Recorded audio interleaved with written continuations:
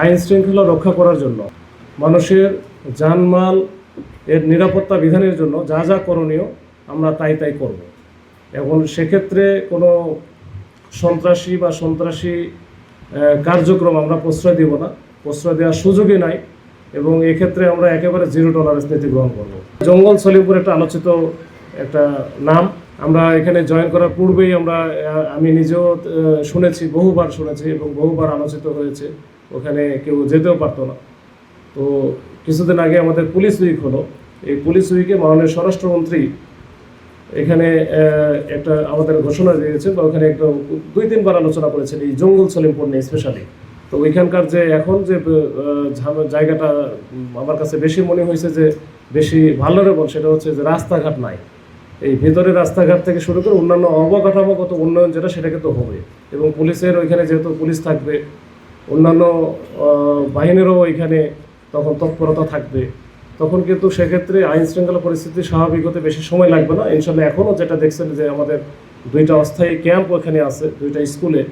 তো এই 2টা স্কুলে আমরা একটু ওইখানে স্থায়ীভাবে তাদের বসবাসের জন্য একটা জায়গা আমরা নির্ধারণ করে দিয়েছি, এবং ওইটাও মোটামুটি শেষ হওয়ার পথে।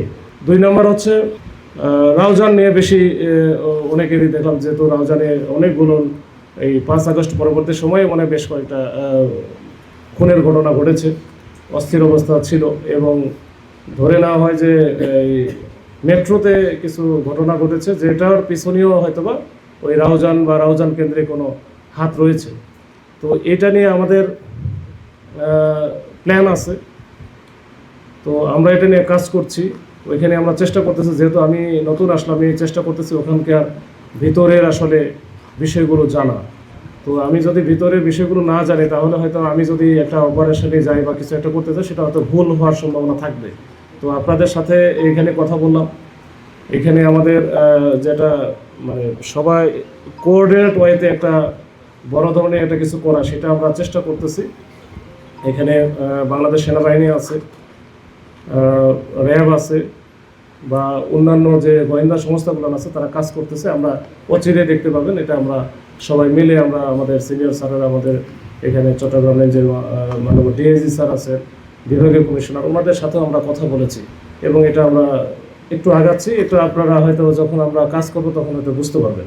তো সেটা আমরা হয়তো একটু বড় আকারের একটা কাজ করব। আমাদের মূল বিষয়টা হচ্ছে যে আইন শৃঙ্খলা রক্ষা করার জন্য, মানুষের জানমাল এর নিরাপত্তা বিধানের জন্য যা যা করণীয় আমরা তাই তাই করব।